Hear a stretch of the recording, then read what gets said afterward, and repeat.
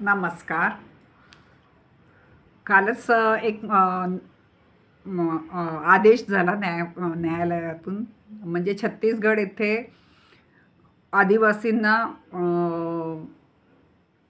लालूच देऊन धर्मांतरण करण्याचं प्रमाण खूप वाढलं होतं. तर तिथल्या नागरिकांनी पुढाकार घेऊन पाद्र्यांनी आपल्या एरियात येऊच नये, आपल्या भागात येऊच नये म्हणून पाद्र्यांसाठी बोर्ड लावला मोठा, की पाद्र्यांना ह्या गावात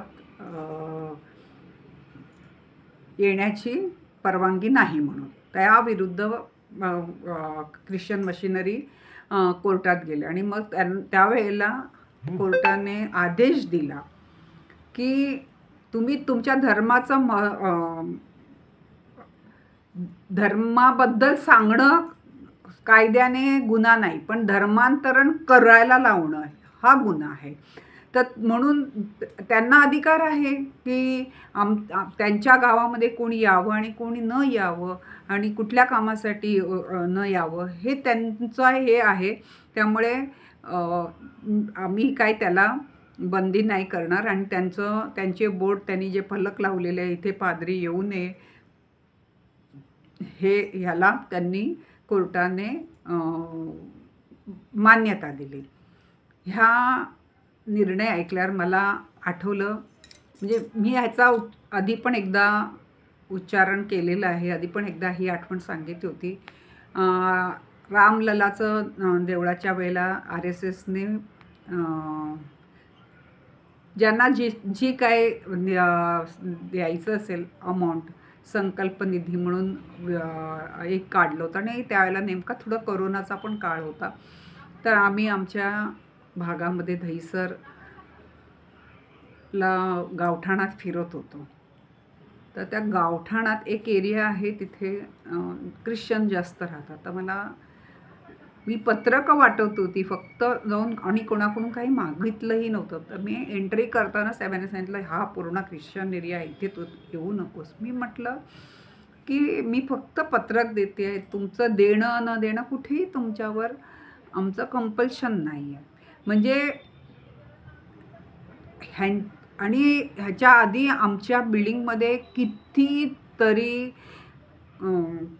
ख्रिश्चन मशिनरीतल्या बायका कागद घेऊन आमच्या वाचा हे म्हणून, कधी वाचायला फुकट वाचा म्हणून देऊन जायचे, कधी दरवाजा ठोकून आम्हाला तुम्हाला काही सांगायचं आहे म्हणून बोलायचे.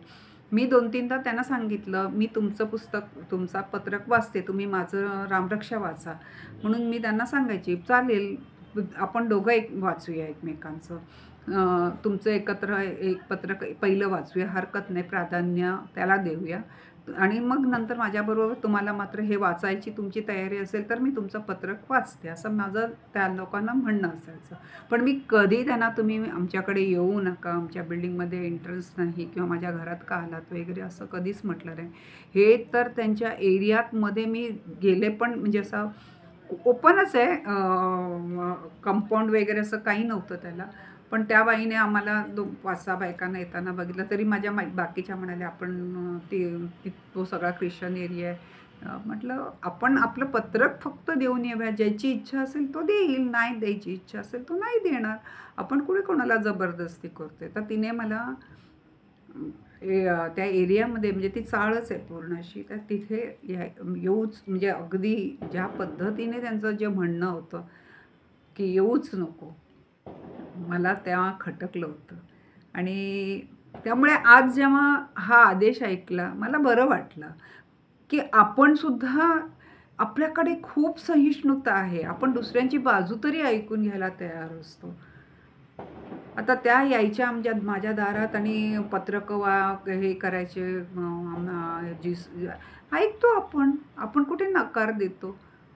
पण हे लोक ऐकायलाही तयार नाही. आणि मी तुम्हाला सांगते, मी आता ह्या वर्षी कुंभाला गेले होते, इतकी बाहेर देशाची लोक आली होती, बऱ्याच देशातनं आली होती, मी स्वतः डोळ्याने पाहिलेले.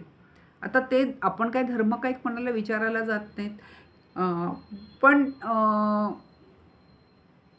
त्यांच्या स्किनवरून आणि याच्यावरून असं वाटतं की ते परदेशी आहेत आणि बहुतेक ते आपल्या धर्माचे नाहीत. एक तर ख्रिश्चन असतील, यहूद ते कौतुक आणि कुंभ बघायला आलेले आहेत. पण आपल्याकडे त्यांनी आले, कुंभामध्ये भाग घेतला, कुंभामध्ये स्नान केलं म्हणून काय आपण त्यांना कन्वर्ट होऊन आम्ही हिंदूत ये म्हणून म्हणतो का? या, आपल्या सत्संगाला तुम्हाला यायचं असेल तर या, बसा. आमच्या योगा क्लासला या. आम्ही तर आमंत्रण देतो, तुम्ही या, बसा. आणि आम्ही असंही म्हणत नाही की तुम्ही कन्वर्ट व्हा, कारण आम्हाला गरजच नाही. मग ह्यांना थोडीशी काय म्हणतात त्याला, आवळा देतील, पहिल्यांदा दिल्यासारखं करतील आणि लगेच मग कन्व्हर्शनचं लगेच का त्यांचा हे असतं मला माहीत नाही. आणि आता त्यांना पादरींना छत्तीसगडमध्ये त्या गावच्या लोकांना, गावकऱ्यांना परवानगी दिली आहे. त्यांनी तसा हे करू शकतात, विरोध करू शकतात. पादरींना येऊ नये म्हणून फलक लावू शकतात, विरोध करू शकतात. असं हा निर्णय आला आणि तो निर्णय मी ऐकून मला इतकं बरं वाटलं. हा निर्णय खूप लोकांपर्यंत पोचू द्या. आणि जर तुम्हाला असं वाटत असेल तुमच्या एरियात, तुमच्या भागामध्ये उगाचच दुसऱ्या धर्माचे येऊन तुम्हाला त्यांच्या धर्माबद्दल म्हणजे चांगलं सांगणं कोणीच हे नाही करत, पण यावं, जे तुम्ही धर्मांतरण करून आमच्या धर्मात यावं म्हणून दबाव करत असतील तर जरूर विरोध करा.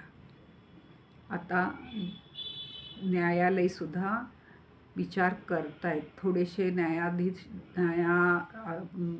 म्हणजे जशी लोकांची युनिटी वाढत चालली आहे आपल्या लोकांची, तसं न्यायालयालाही कळायला लागलं की आता आपण जर